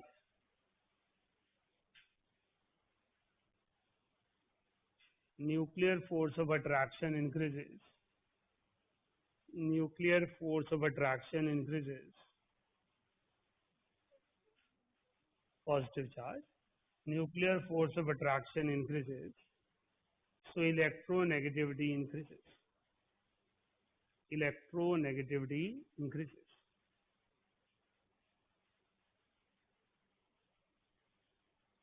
तो इलेक्ट्रोनेगेटिविटी बेटा फेरिक की फेरस से ज़्यादा होती है, क्योंकि जितना पॉजिटिव चार्ज ज़्यादा होगा इलेक्ट्रॉन को खींचने की टेंडेंसी ज़्यादा। नेक्स्ट देखिए, nature of surrounding atom.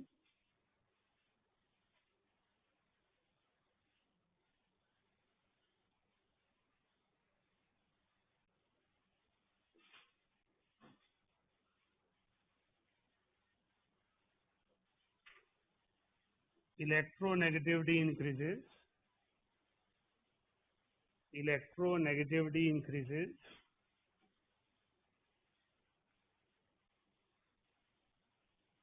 with increase in nuclear force of attraction from surrounding atoms.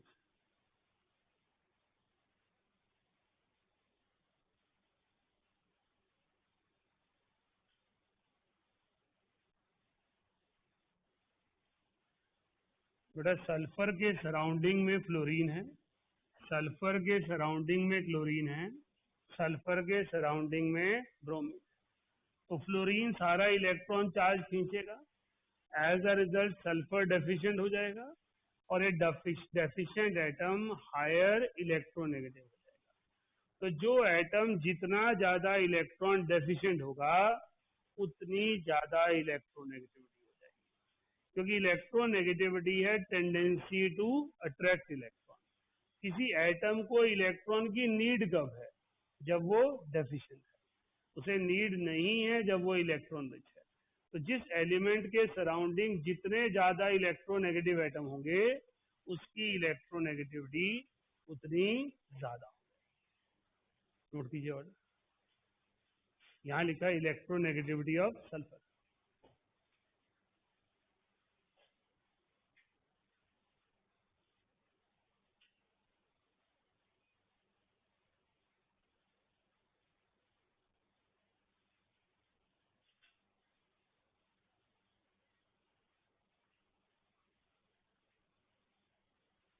Next लिखिए, हाइब्रिडाइजेशन.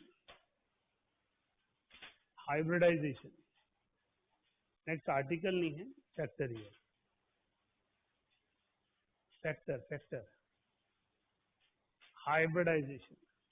अभी आपके लिए हाइब्रिडाइजेशन नया है, लेकिन इस आर्टिकल के अंदर होना चाहिए कि जब आप रिवीजन के लिए आए तो आपको पता होगी इलेक्ट्रोनेगेटिविटी पर इसका फैक्टर लगना है. लिखिए, with increase in S character, with increase in S character,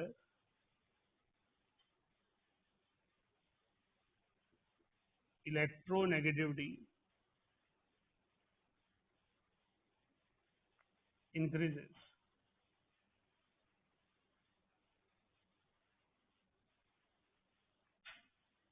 S orbital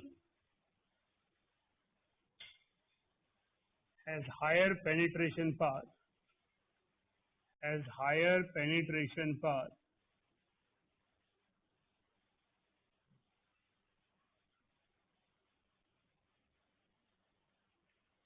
So tendency to attract electrons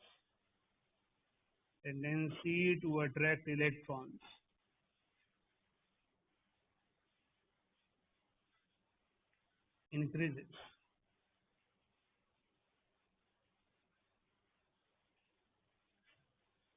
the hybridization, जैसा कि आप जानते हैं, आपने बायोलॉजिकल साइंस में हाइब्रिड पढ़ी है। आजकल तो हाइब्रिड का भी स्टडी होती है, हाइब्रिड बनती है। तो हाइब्रिड का मतलब होता है दो प्रॉपर्टीज को मिक्स कर देना, ब्लेंड कर देना। हम बॉन्डिंग चैप्टर में पढ़ेंगे हाइब्रिड ऑर्बिटल्स। उसमें एक एस और 3p का मिक्सचर है। उसमें 25% एस और 75% p का मिक्सचर है। sp2 में एक एस और 2p है। sp में एक एस और एक p है। तो यहाँ 50% एस, 50% p है। यहाँ 33% एस, 67% p है। यहाँ 25% एस, 75% p। समझा क्या बोला मैंने? हमने कहा जब बॉन्ड बनाने जाएंगे एटम, तो उनकी s और p ऑर्बिटल्स मिक्स हो जाएंगी और नई ऑर्बिटल बनेंगी जिनको नाम दिए जाएंगे sp3, sp2, sp। ये जो नाम दिए गए हैं वो इस चीज को इंडिकेट कर रहे हैं कि p का करेक्टर और s का करेक्टर उस ऑर्बिटल में कितना है। तो यहाँ पर s का करेक्टर 25% है, यहाँ पर s की कंट्रीब्यूशन 33% है, यहाँ s की कंट्रीब्यूशन 50% है। जितना ज्यादा s करेक्टर होगा एक ऑर्बिटल में, वो न्यूक्लियस के उतना नजदीक जाएगा। क्योंकि s ऑर्बिटल में नोडल प्लेन नहीं होते, उसकी पेनिट्रेशन पार ज्यादा होती है। तो जब एक एटम sp हाइब्रिड ऑर्बिटल से बॉन्ड बनाएगा, तो वो शेयर्ड पेयर को ज्यादा आसानी से खींच पाएगा। इसलिए sp hybridized carbon is more electronegative than sp2 hybridized carbon is more electronegative than sp। जब इलेक्ट्रोनेगेटिविटी, जब हाइब्रिडाइजेशन बराबर है तो पीरियोडिक ट्रेंड लगा दिया, nitrogen is more electronegative then carbon. लेकिन जब हाइब्रिडाइजेशन सेम नहीं है, यहाँ एक पॉसिबिलिटी आती है पूरी केमिस्ट्री में, एक यूनिक पॉसिबिलिटी कि sp hybridize carbon becomes more electronegative than sp3 hybrid nitrogen. तो नाइट्रोजन के मुकाबले s करेक्टर बढ़ने से कार्बन की इलेक्ट्रॉन खींचने की कैपेसिटी नाइट्रोजन से ज्यादा हो। इलेक्ट्रोनेगेटिविटी शेयर्ड पेयर को खींचना है। हाइब्रिड ऑर्बिटल में एस करेक्टर जितना ज्यादा होगा, न्यूक्लियर फोर्स ऑफ अट्रैक्शन उतनी ज्यादा। हमें इसे देखकर एस करेक्टर कैसे पता चल रहा है? एक और तीन चार, चार ऑर्बिटल में से एक एस है। एक और दो तीन, तीन में से एक एस है। एक और एक दो, दो में से एक एस। जब चार में से एक एस होगा तो 25% एस होगा। तीन में से एक एस होगा तो 33% एस होगा। दो में से एक एस होगा तो 50% एस होगा। तो जितना ज्यादा एस करेक्टर होगा, ऑर्बिटल न्यूक्लियस के उतना नजदीक हो जाएगी, इलेक्ट्रोनेगेटिविटी इंक्रीज।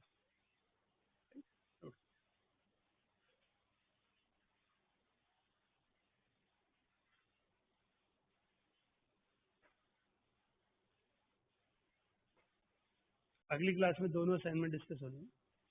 इसलिए मैं मान के चल रहा हूँ आप सारे कर चुके हैं। कहने होगी ना कंप्लीट। अब देखिए भी नहीं सर, मैं तो जगह इसलिए सारे कंफर्मेशन कर रहे थे। सच्ची रिलीजन है, तुम्हें यकीन नहीं होता वो कर लेंगे? हैं? आपने नहीं किया? चलो फिर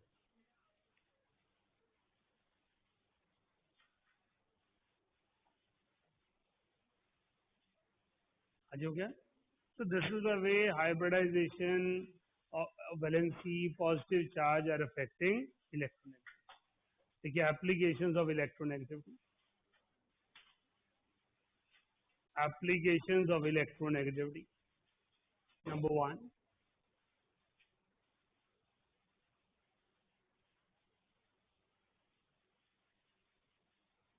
prediction of ionic character.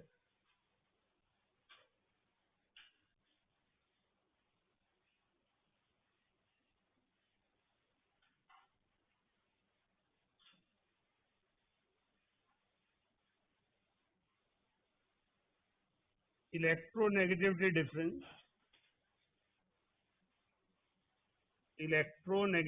difference between two bonded atoms decides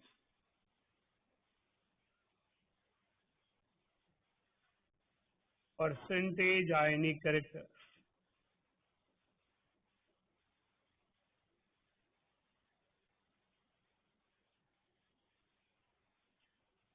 तो बेटा जिस कंपाउंड को आप आयनिक कहते हैं वो एक्चुअली मोर देन 150% आयनिक होता है, जिसे आप कोवेलेंट कहते हैं वो लेस देन 50% आयनिक होता है। कोई भी कंपाउंड 100% कोवेलेंट और 100% आयनिक नहीं होता। क्यों नहीं होता? अगेन वो तो बॉन्डिंग का फीचर है। अब तो इलेक्ट्रोनेगेटिविटी की एप्लीकेशन करें। Electronegativity difference between the two atom, fluorine chlorine, chlorine bromine, chlorine iodine, chlorine sodium, ये डिसाइड करेगा कि उस कंपाउंड में आयनिक करेक्टर मोर देन 50% होगा, लेस देन 1.9 किसका इलेक्ट्रोनेगेटिव डिफरेंस है? फ्लोरीन और हाइड्रोजन का। They are at the border line of ionic and covalent. तो 1.9 जो है वो इलेक्ट्रोनेगेटिविटी डिफरेंस है बिटवीन फ्लोरीन एंड हाइड्रोजन। उसको बेस बनाकर ये पूरा ट्रेंड बनाया गया कि अगर इलेक्ट्रोनेगेटिव डिफरेंस उससे ज्यादा होता है तो मोर देन 50% आयनिक, ऐसे कंपाउंड को आप आयनिक कहेंगे। और अगर लेस देन 1.9 होता है तो ऐसे कंपाउंड को आप कोवेलेंट कहेंगे। Note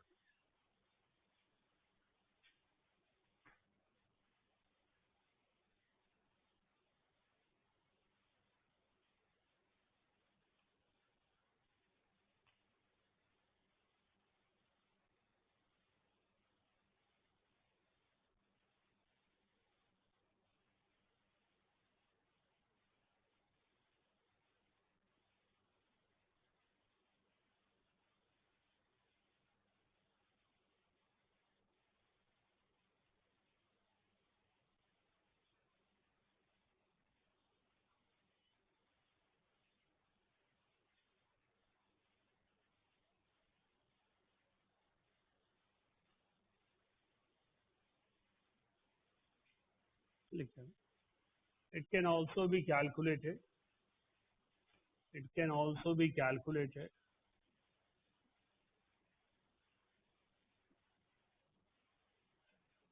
by Hannes-Smith equation.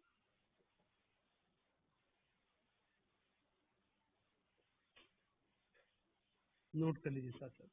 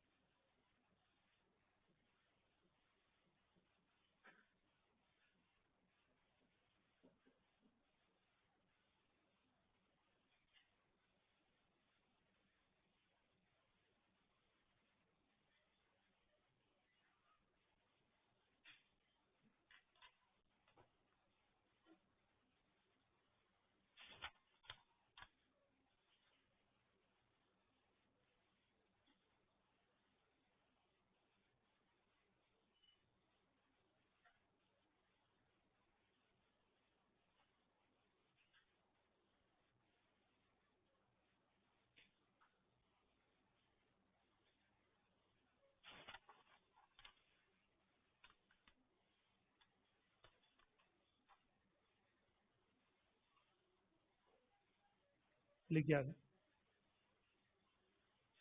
It can be used to calculate. It can be used to calculate.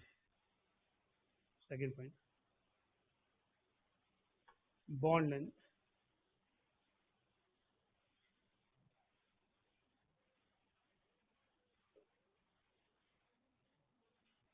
Bond length बेटा।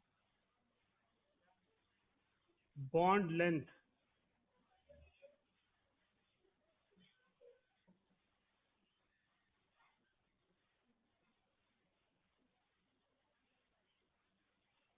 तो अगर ए और बी दो एटम के बीच में बॉन्ड बना है तो उनके बॉन्ड की जो लेंथ है, इंटर एटॉमिक डिस्टेंस है, वो किस पे डिपेंड करेगा?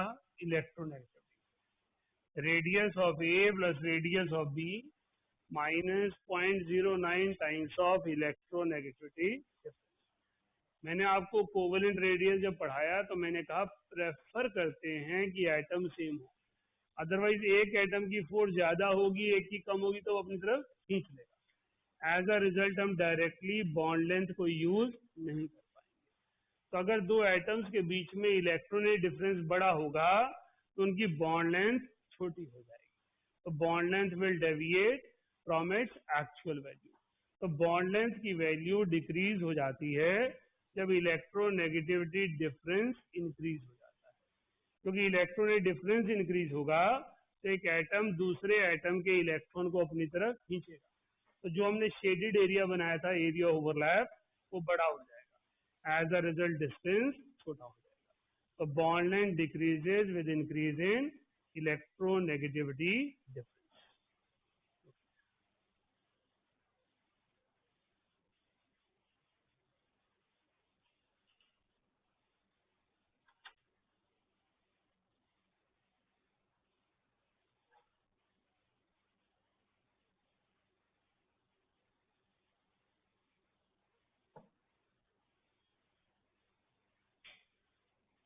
रजिस्टर करें।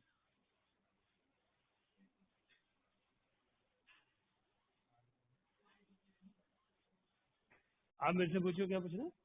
Are is the radius, radius of element A, radius of element B, इन दोनों के रेडियस को डायरेक्टली ऐड करके हम बॉन्ड लेंथ नहीं लिख पाएंगे क्योंकि वो रेडियस बराबर नहीं है और इलेक्ट्रॉनिक डिफरेंस सेम नहीं। इसीलिए जब हम कोवेलेंट रेडियस लेते हैं हम चाहते हैं दोनों एटम सेम एलिमेंट के हों।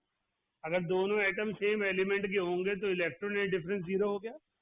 इस तरह R A plus R A equals to D, तो आपके directly half of inter atomic distance है। So covalent radius is directly calculated from that particular bond which is found between the same atom.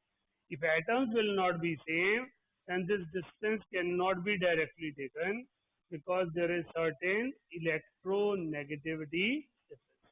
किन्हीं भी दो atoms के बीच में electronegativity difference होता ही है, तो इलेक्ट्रॉनिक डिफरेंस के चलते वो एक दूसरे के इलेक्ट्रॉन खींचेंगे और बॉन्ड लेंथ छोटी, right?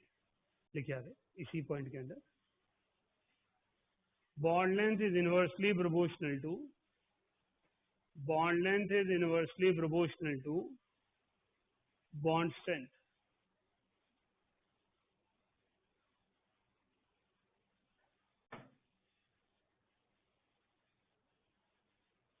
which means bond becomes stronger, bond becomes stronger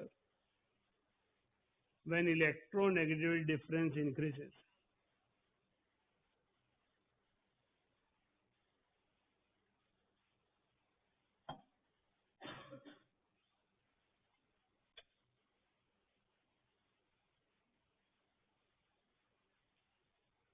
right? तो जब इलेक्ट्रॉन डिफरेंस बढ़ेगा तो बॉन्ड जो है वो stronger. With this electronegativity is over. Next article लिखिए, वैलेंसी।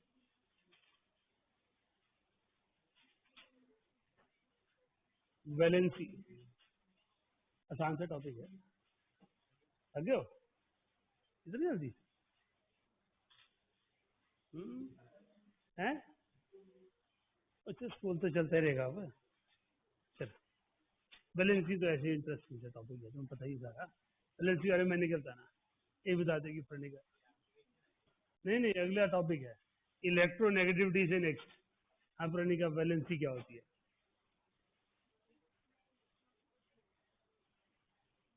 फाइन। हाँ जी, हाँ आपको क्या लगता है?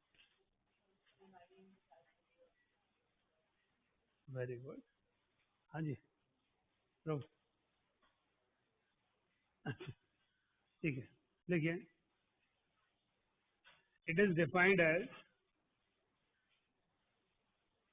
combining capacity of an element. It is defined as combining capacity of an element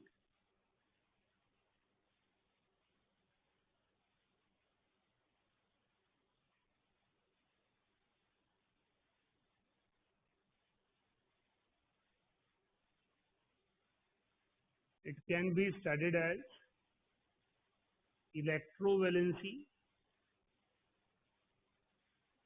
or covalency. It can be studied as electrovalency or covalency.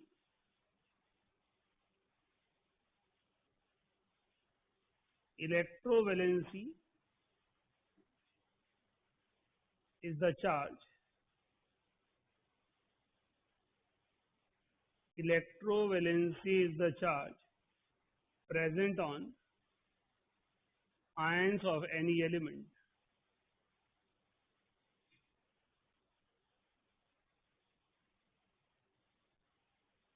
Electrovalency is the charge present on the ions of any element in ionic compound.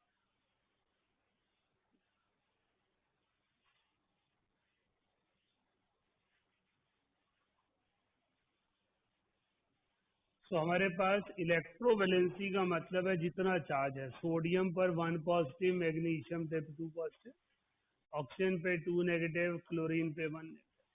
तो जितने electron का loss और gain हुआ है that is said to be electrovalency. लिखे आगे। Covalency,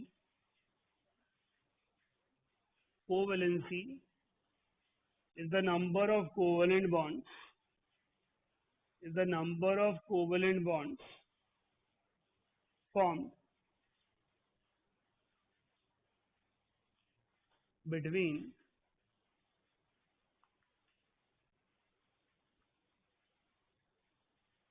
two atoms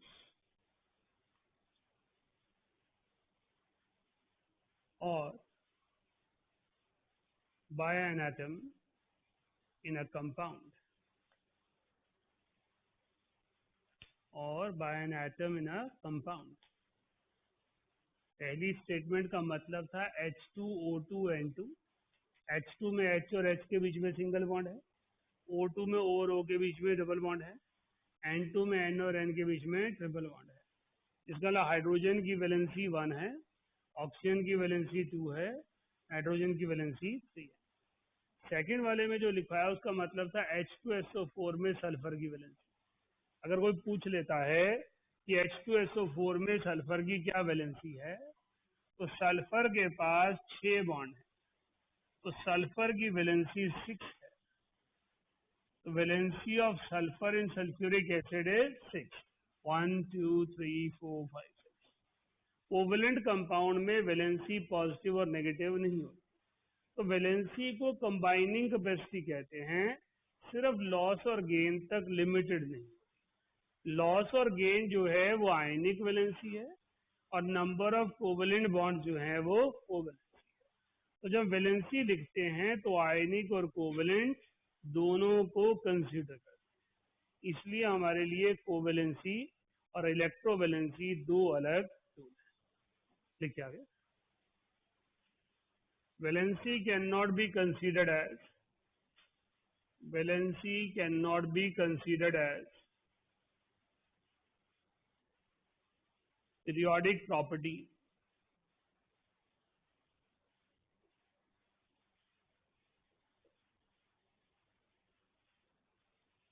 as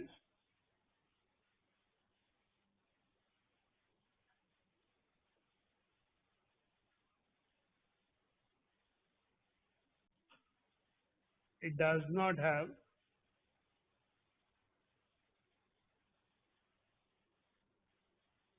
a regular order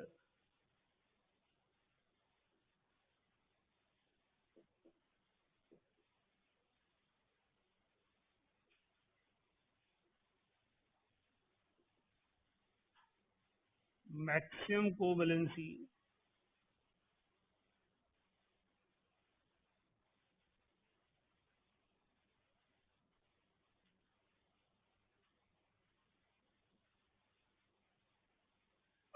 is different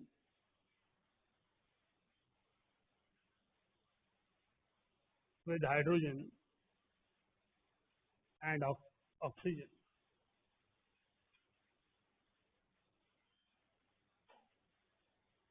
तो मैं थर्ड पीरियड की बात कर रहा हूँ. Sodium, magnesium, aluminium, silicon, phosphorus, sulphur and chlorine.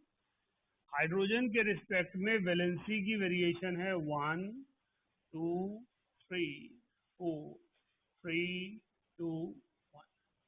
So valency first increases up to 4 and then it decreases. But with respect to oxygen, it is 1, 2, 3, 4, 5, 6, 7. So maximum covalency hydrogen के respect में regularly oxygen के respect में regularly increase हो रही है और hydrogen के respect में इंक्रीज होकर डिक्रीज हो रही है. तो मैं एक रेगुलर पीरियोडिक फंक्शन नहीं बना पा रहा कि वो रेगुलरली बढ़ रही है या रेगुलरली कम हो रही है या एक लेवल तक बढ़ रही है फिर कम हो रही है. वो डिपेंड करेगा दूसरी तरफ एलिमेंट कौन सा है, वो डिसाइड करेगा कि वैलेंसी बढ़ेगी या वैलेंसी कम. नो